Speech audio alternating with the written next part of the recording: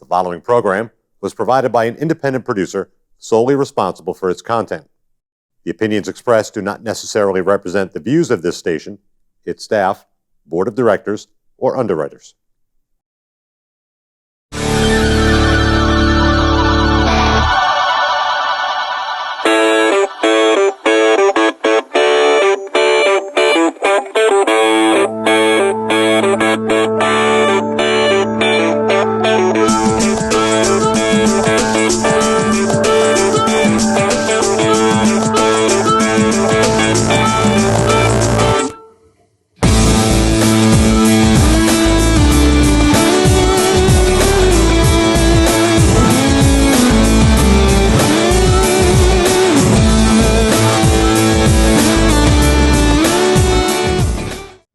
Welcome to another episode of Speaking with the Senator.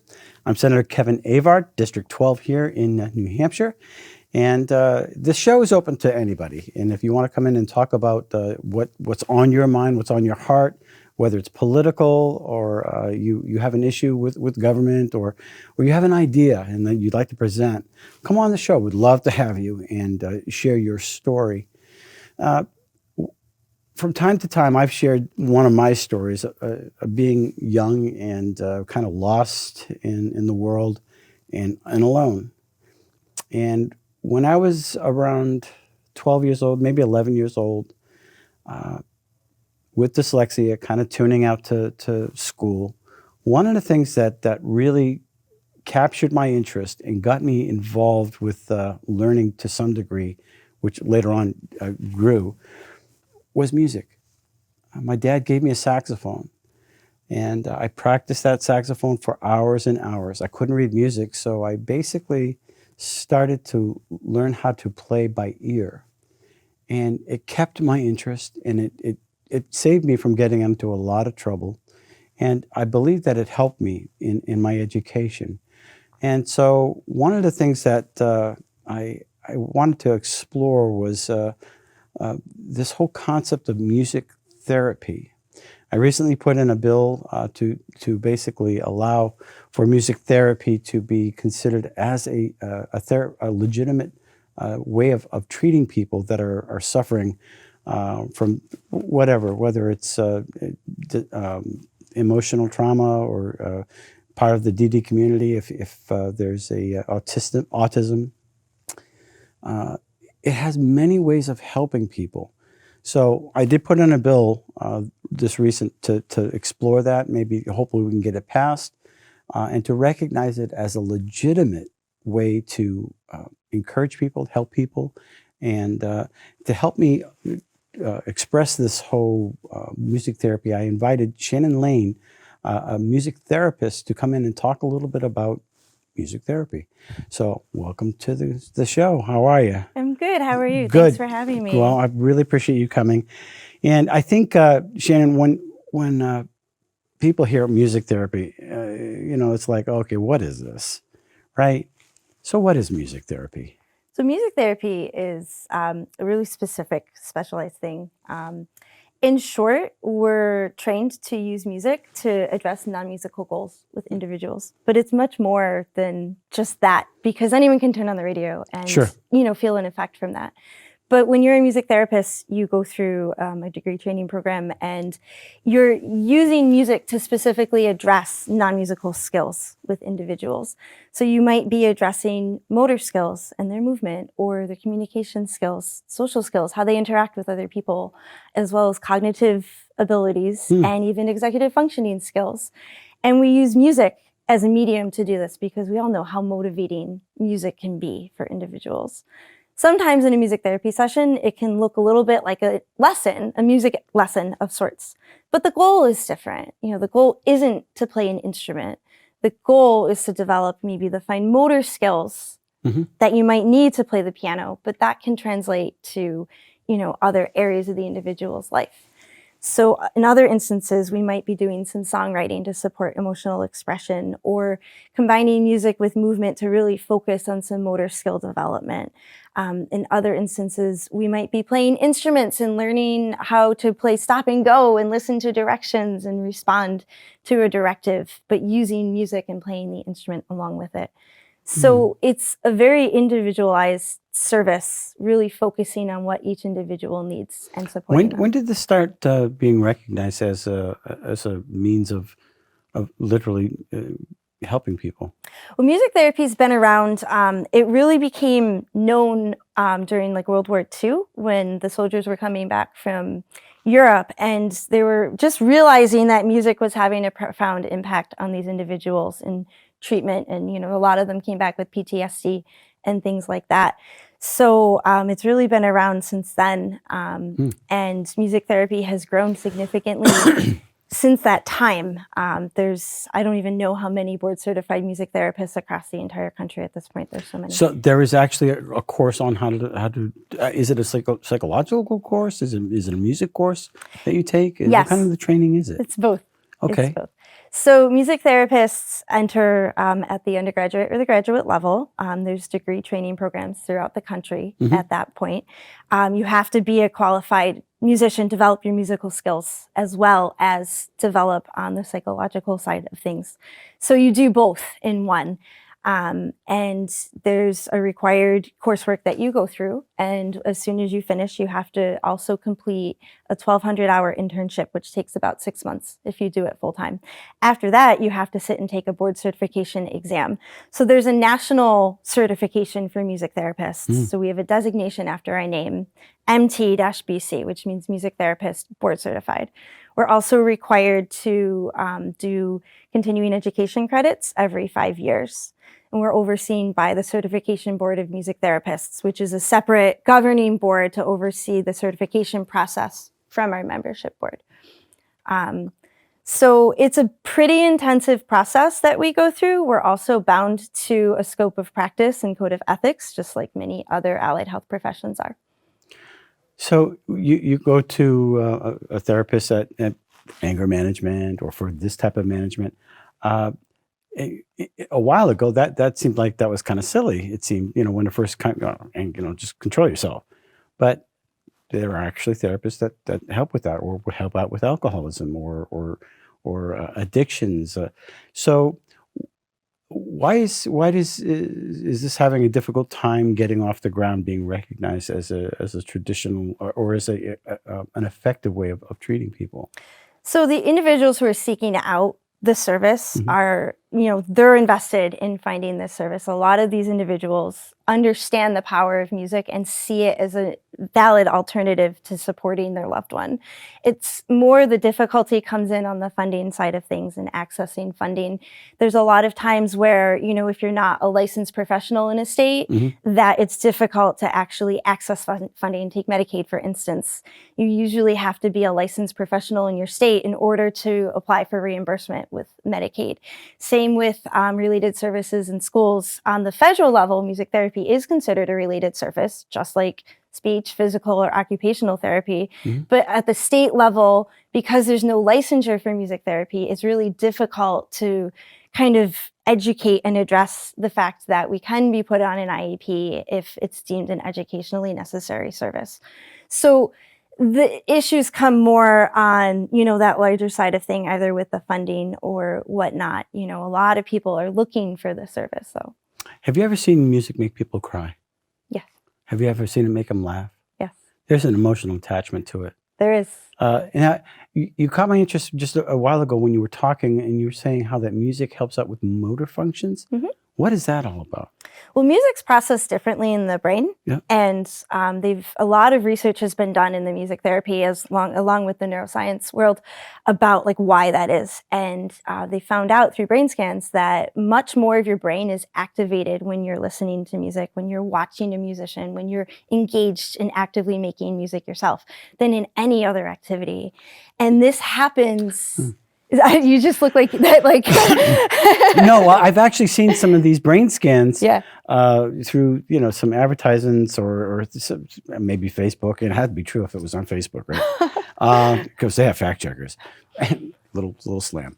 But one of the things that it showed that when somebody was listening to music, they were watching the brain, but if they were playing it, it was just exploding. and it was using both sides of the brain, and they were connected. And it was just angelic in the head, but it was an interesting study, and also it said something to the effect that one of the most effective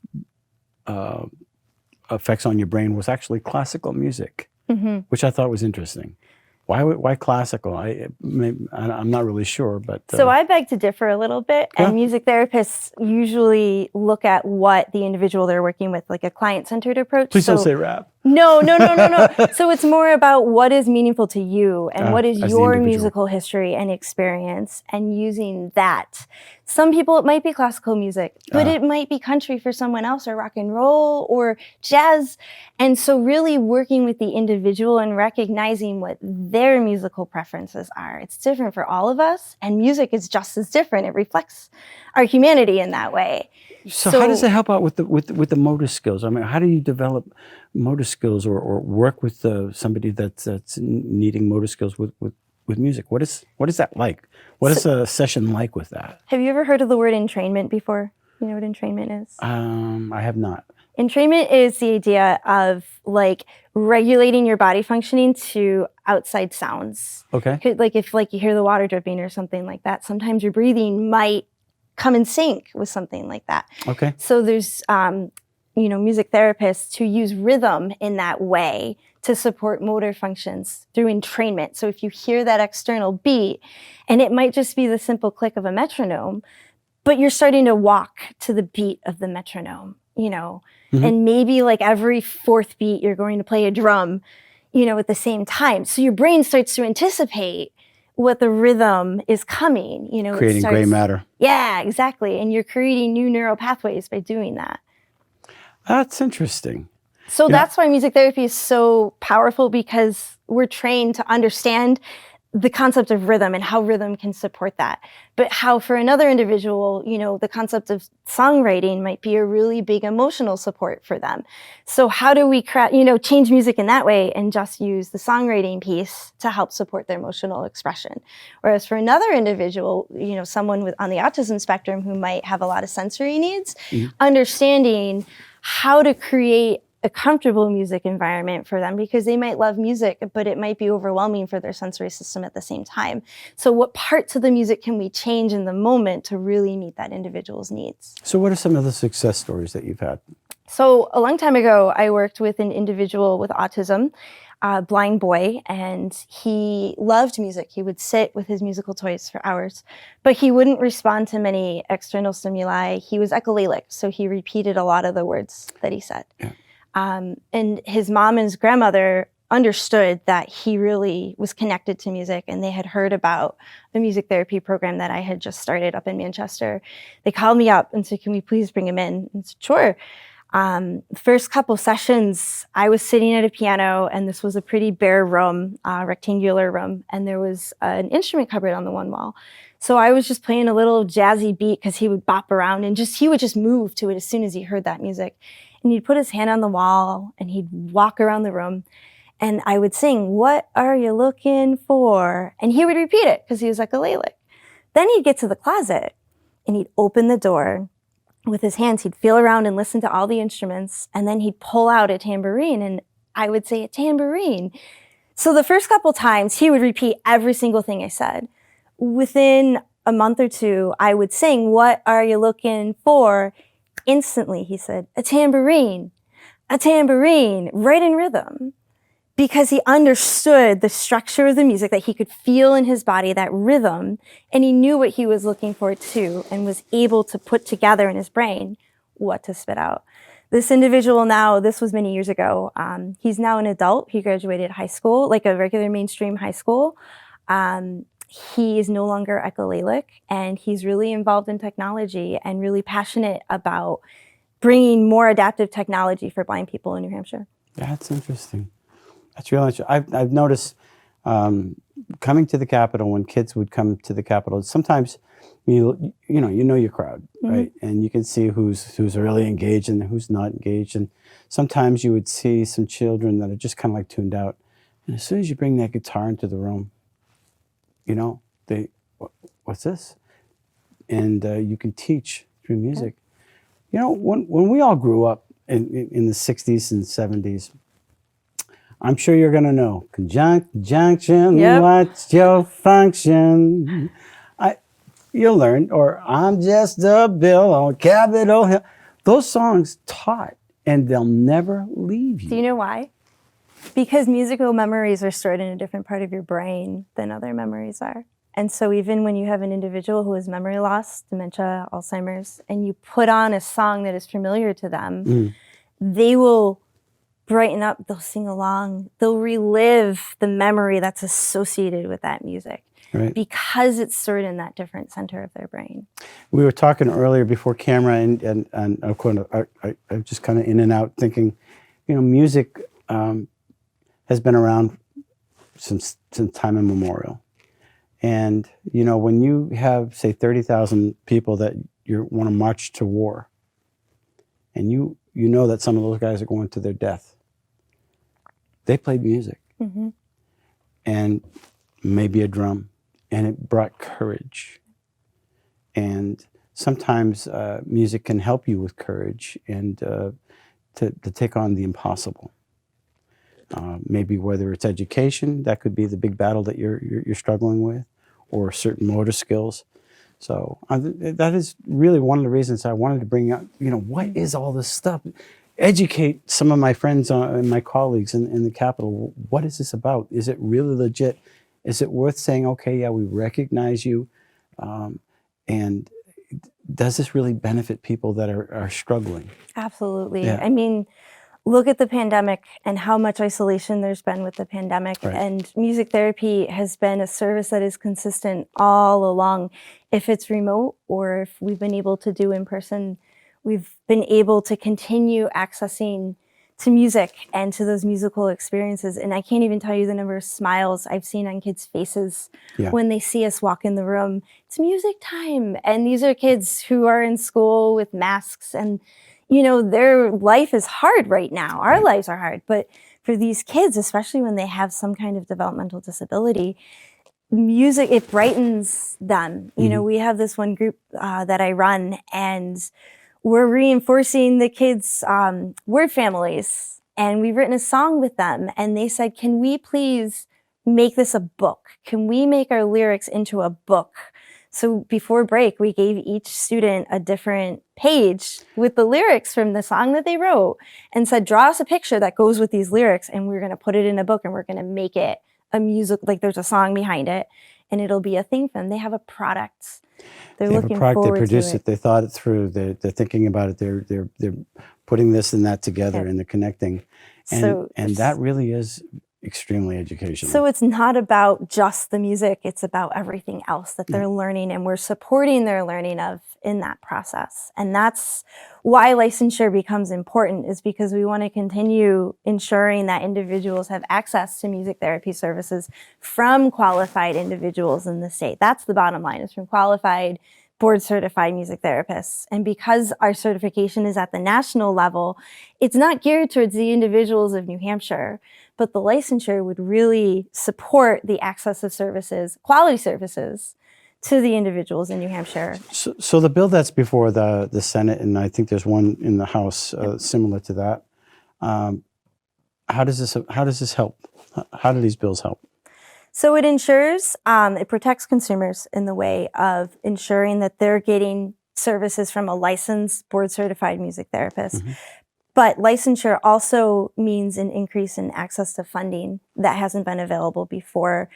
So many of New Hampshire residents are on Medicaid, for instance.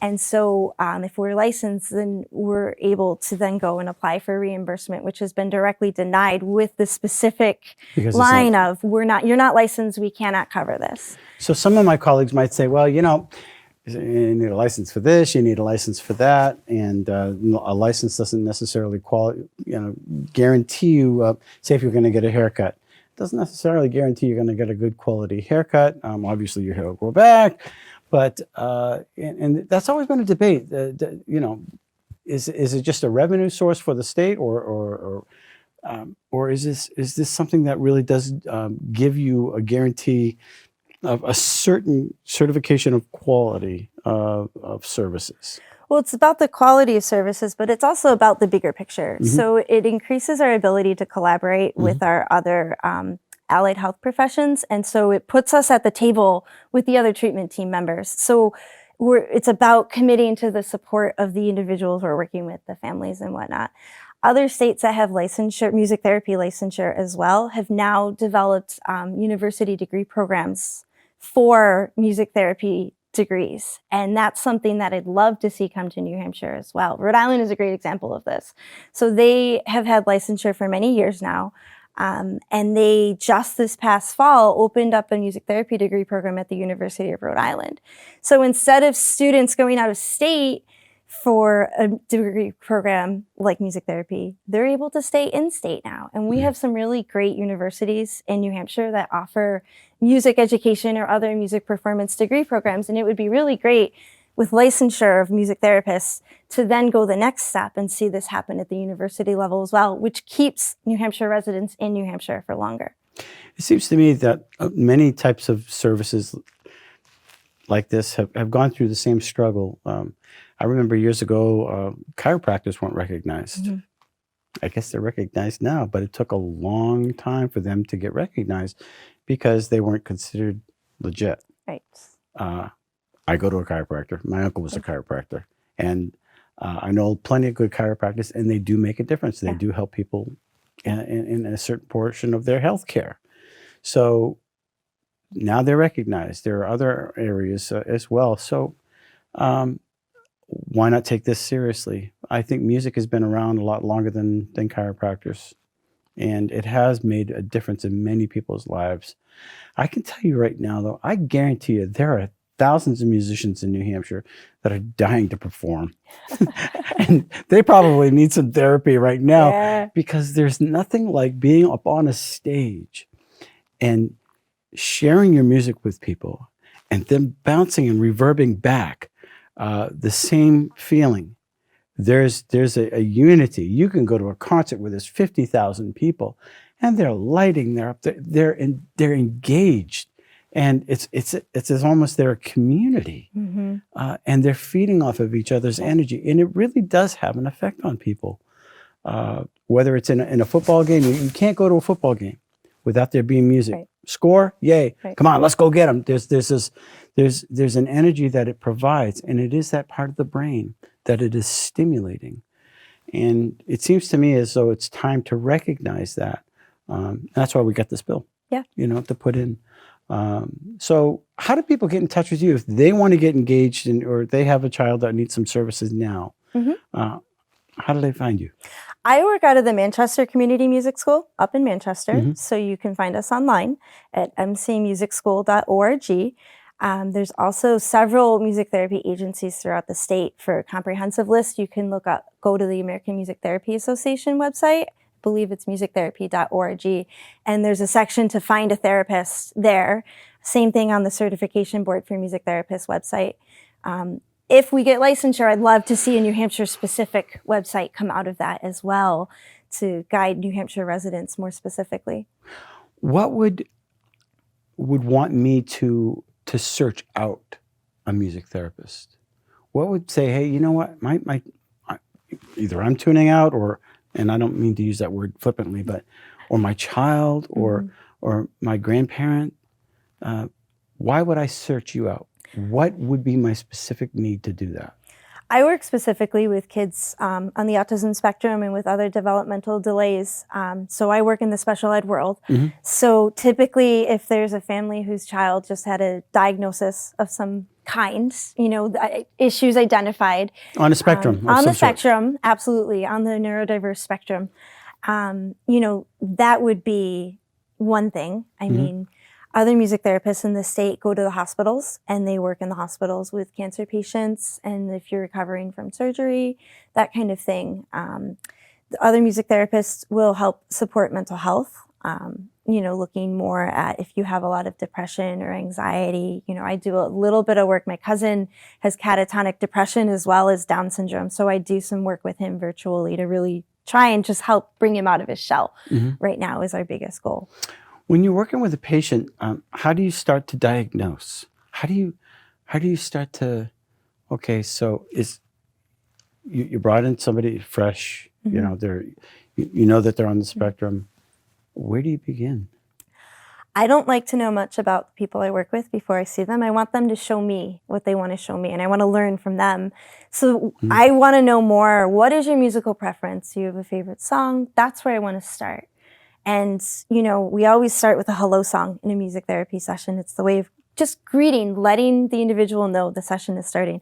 I'm watching them. How are they responding to the music? Are they singing along? Are they listening? Are they tapping their foot? Are they moving to the beat? Are they looking around the room? What are they doing? What can I bring in from what they're doing? And what is a musical response? What can I make a musical response? So if they're wiggling their toe, that's a beat to me. And I will change my beat to be the same. If they're singing, what key are they singing in? Can I sing, you know, can I change what key I'm doing my hello song to match where they're at? You know, and looking at the individual. So I'm looking at the minute details and the minute responses to see where are we going to go with this. After that, sometimes if the individual brings a song, we'll go with it. Do I know the song or not? Doesn't matter. Let's go with it. Let's see where this goes.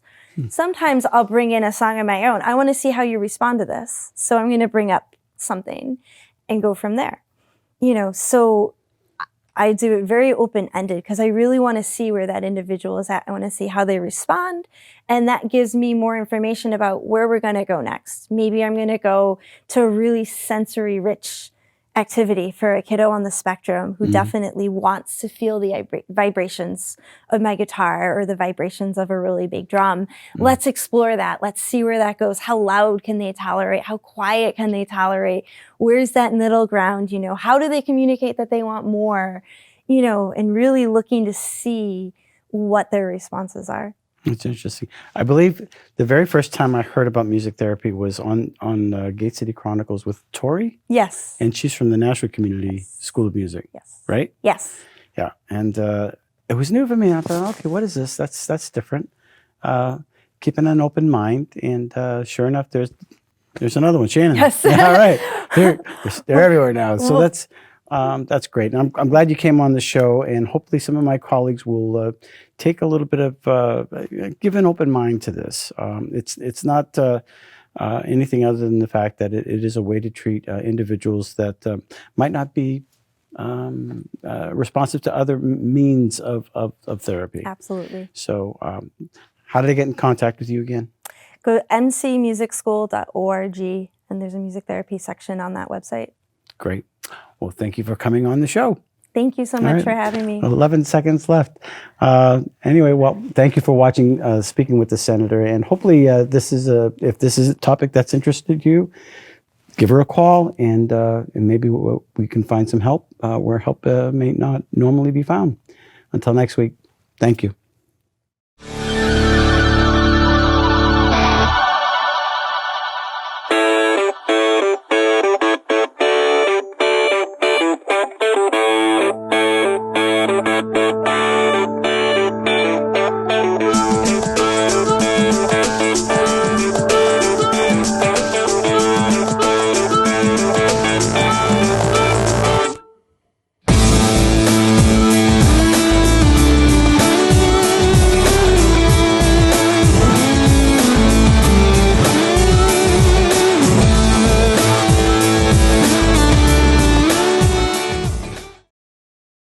The preceding program was provided by an independent producer solely responsible for its content. The opinions expressed do not necessarily represent the views of this station, its staff, board of directors, or underwriters.